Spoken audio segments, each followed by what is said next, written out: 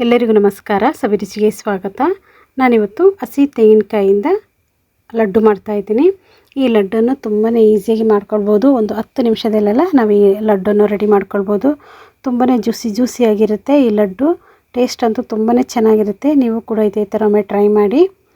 ಬನ್ನಿ ಈ ಒಂದು ರೆಸಿಪಿನ ಯಾವ ಥರ ಮಾಡೋದು ಅಂತ ನೋಡೋಣ. ಅದಕ್ಕಿಂತ ಮುಂಚೆ ನೀವು ನಮ್ಮ ಚಾನಲ್ಗೆ ಹೊಸಬರಾಗಿದ್ದರೆ ಇವಾಗಲೇ ನೀವು ಸಬ್ಸ್ಕ್ರೈಬ್ ಮಾಡಿ, ಪಕ್ಕದಲ್ಲಿರುವ ಬೆಲ್ ಐಕನನ್ನು ಕೂಡ ಪ್ರೆಸ್ ಮಾಡಿ. ಅದೇಗೆ ಮಾಡೋದು ಅಂತ ನೋಡೋಣ. ಮೊದಲಿದಾಗಿ ನಾನಿಲ್ಲಿ ಒಂದು ತೆಂಗಿನಕಾಯಿನ ತಗೊಂಡಿದ್ದೀನಿ, ಹಸಿ ತೆಂಗಿನಕಾಯಿನ ತಗೊಂಡಿದ್ದೀನಿ. ಇವಾಗ ನಾನು ಈ ತೆಂಗಿನಕಾಯಿನೆಲ್ಲ ಒಡೆದು ಅದರ ಮೇಲ್ಗಡೆ ಸಿಪ್ಪೆನೆಲ್ಲ ತೆಗಿತೀನಿ. ನೋಡಿ, ಈ ಥರ ಅದರ ಸಿಪ್ಪೆನೆಲ್ಲ ತೆಗೆದುಕೊಳ್ಬೇಕು. ಲಡ್ಡು ಬಂದು ವೈಟ್ ಕಲರ್ ಬೇಕು ಅಂತಲೇ ನಾನು ಇದನ್ನೆಲ್ಲ ತೆಗೆದು ಹಾಕ್ಕೊಳ್ತಾ ಇರೋದು. ನಿಮಗೆ ಬೇಡ ಅಂದರೆ ಹಾಗೆಯೇ ಕೂಡ ಮಾಡ್ಕೊಳ್ಬೋದು. ನಾನು ಇದನ್ನು ಪೂರ್ತಿಯಾಗಿ ತೆಗೆದು ನಿಮಗೆ ತೋರಿಸ್ತೀನಿ. ಚಿಕ್ಕದಾಗಿ ಕಟ್ ಮಾಡಿಕೊಂಡು ಆಮೇಲೆ ನಿಮಗೆ ತೋರಿಸ್ತೀನಿ ರೀ. ನೋಡಿ, ಈ ಥರ ನೀಟಾಗಿ ತೆಗೆದುಕೊಳ್ಬೇಕು. ನೋಡಿ, ಎಲ್ಲವನ್ನು ಈ ಥರ ತೆಗೆದು ರೆಡಿ ಮಾಡಿ ಇಟ್ಕೊಂಡಿದ್ದೀನಿ. ನೋಡೋಕ್ಕೂ ಕೂಡ ತುಂಬಾ ಚೆನ್ನಾಗಿರುತ್ತೆ ಅಲ್ವಾ. ಅದಕ್ಕೋಸ್ಕರ ನಾನು ಅದನ್ನೆಲ್ಲ ತೆಗೆದು ಬರೀ ವೈಟ್ ಪೀಸಸನ್ನು ಮಾತ್ರ ಹಾಕ್ಕೊಂಡಿದ್ದೀನಿ. ಇವಾಗ ಒಂದು ಮಿಕ್ಸಿ ಜಾರ್ ತಗೊಂಡು ಅದನ್ನು ನಾನು ಗ್ರೈಂಡ್ ಮಾಡ್ಕೊಳ್ತಾ ಇದ್ದೀನಿ. ಎಲ್ಲ ತೆಂಗಿನಕಾಯಿನ ಹಾಕ್ಕೊಂಡು ಗ್ರೈಂಡ್ ಮಾಡ್ಕೊಂಡಿದ್ದೀನಿ. ನೋಡಿ, ಈ ಥರ ನಾನು ಇದನ್ನು ಪಲ್ಸಲ್ಲಿ ಮಾಡ್ಕೊಳ್ತಾ ಇದ್ದೀನಿ. ಅದರಿಂದ ನೋಡಿ, ಈ ಥರ ತರಿತರಿಯಾಗಿ ಆಗಿದೆ. ನೋಡಿ, ಈ ಥರ ಆದರೆ ಸಾಕು. ಪೂರ್ತಿಗೆ ನುಣ್ಣಗಾಗಬೇಕು ಅಂತ ಏನಿಲ್ಲ. ಇವಾಗ ನಾನು ತೆಂಗಿನ ತುರಿಯನ್ನೆಲ್ಲ ತೆಗೆದಿಟ್ಕೊಳ್ತಾ ಇದ್ದೀನಿ. ನೋಡಿ, ಪೂರ್ತಿಯಾಗಿ ಎಲ್ಲ ತೆಗೆದಿಟ್ಕೊಂಡಿದ್ದೀನಿ. ಇಲ್ಲಿ ನಾನು ಒಂದು ಬಾಣಲೆಯನ್ನು ಕೂಡ ಇಟ್ಕೊಂಡಿದ್ದೀನಿ. ಅದಕ್ಕೆ ನಾನು ಒಂದು 1/4 ಲೀಟ್ರ್ ಆಗುವಷ್ಟು ಹಾಲನ್ನು ಹಾಕ್ಕೊಂಡಿದ್ದೀನಿ. ಹಾಲನ್ನು ಹಾಕ್ಕೊಂಡು ಗಟ್ಟಿಯಾಗಿರುವಂಥ ಹಾಲನ್ನು ಹಾಕ್ಕೊಂಡಿರೋದು. ಒಂದು 1/4 ಕಪ್ ಆಗುವಷ್ಟು ಸಕ್ಕರೆಯನ್ನು ಕೂಡ ಸೇರಿಸ್ಕೊಂಡಿದ್ದೀನಿ. ಇದ್ರ ಜೊತೆಗೇ ಒಂದು 1/4 ಕಪ್ ಆಗುವಷ್ಟು ಮೊಸರನ್ನು ಕೂಡ ಹಾಕ್ಕೊಂಡಿದ್ದೀನಿ. ಮೊಸರು ನೀವು ಗಟ್ಟಿ ಮೊಸರನ್ನು ನೋಡಿಕೊಂಡು ಹಾಕ್ಕೊಳ್ಳಿ. ಮೊಸರು ಹುಳಿ ಇರಬಾರ್ದು, ಆ ಥರ ನೋಡಿಕೊಂಡು ಹಾಕ್ಕೊಳ್ಬೇಕು. ಇವಾಗ ಮೊಸರನ್ನೆಲ್ಲ ಹಾಕ್ಕೊಂಡ್ಮೇಲೆ ಇದ್ರ ಜೊತೆಗೇ ನಾನು ಗ್ರೈಂಡ್ ಮಾಡಿ ಇಟ್ಕೊಂಡಿರುವಂಥ ತೆಂಗಿನ ತುರಿ ಇದೆ ನೋಡಿ, ಅದನ್ನು ಕೂಡ ಹಾಕ್ಕೊಂಡಿದ್ದೀನಿ.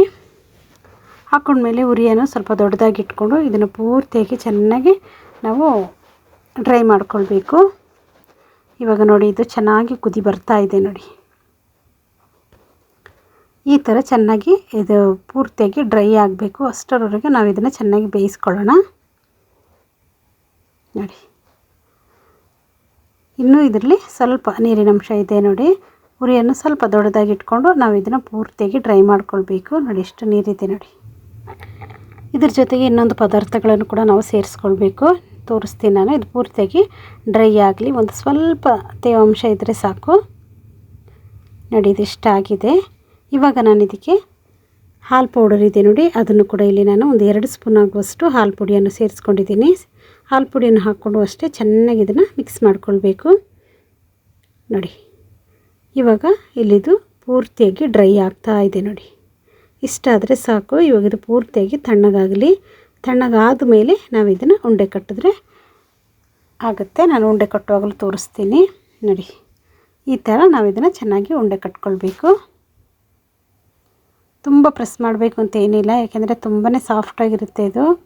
ಅದರಿಂದ ಸಾಫ್ಟಾಗಿ ನಾವು ಇದನ್ನು ಉಂಡೆ ಕಟ್ಕೊಂಡ್ರೆ ಸಾಕಾಗುತ್ತೆ. ಇದೇ ಥರ ನಾನು ಉಳಿದಿರುವಂಥ ಎಲ್ಲ ಲಡ್ಡುವನ್ನು ರೆಡಿ ಮಾಡ್ಕೊಳ್ತೀನಿ. ನಾನು ಇದ್ರ ಮೇಲ್ಗಡೆ ಬಾದಾಮಿ ಇದೆ ನೋಡಿ, ಅದನ್ನು ಚಿಕ್ಕ ಚಿಕ್ಕದಾಗಿ ತೆಳುವಾಗಿ ಕಟ್ ಮಾಡ್ಕೊಂಡು ಅದನ್ನು ಕೂಡ ಇಲ್ಲಿ ಈ ಥರ ಇಟ್ಕೊಂಡಿದ್ದೀನಿ. ಇದು ನೋಡೋಕ್ಕೆ ಚೆನ್ನಾಗಿರುತ್ತಲ್ಲ, ಅದಕ್ಕೋಸ್ಕರ ನಾನು ಈ ಥರ ಮಾಡ್ಕೊಂಡಿದ್ದೀನಿ. ತುಂಬಾ ರುಚಿಯಾಗಿರುವಂಥ ಕೊಬ್ಬರಿ ಲಾಡು ಇಲ್ಲಿ ರೆಡಿಯಾಗಿದೆ ನೋಡಿ. ಈ ವಿಡಿಯೋ ನಿಮಗೆ ಇಷ್ಟ ಆಯಿತು ಅಂದರೆ ಲೈಕ್ ಮಾಡಿ, ಶೇರ್ ಮಾಡಿ, ಸಬ್ಸ್ಕ್ರೈಬ್ ಮಾಡಿ. ವಿಡಿಯೋ ನೋಡಿದ್ದಕ್ಕಾಗಿ ಧನ್ಯವಾದಗಳು. ನಾನು ಸಬಿ.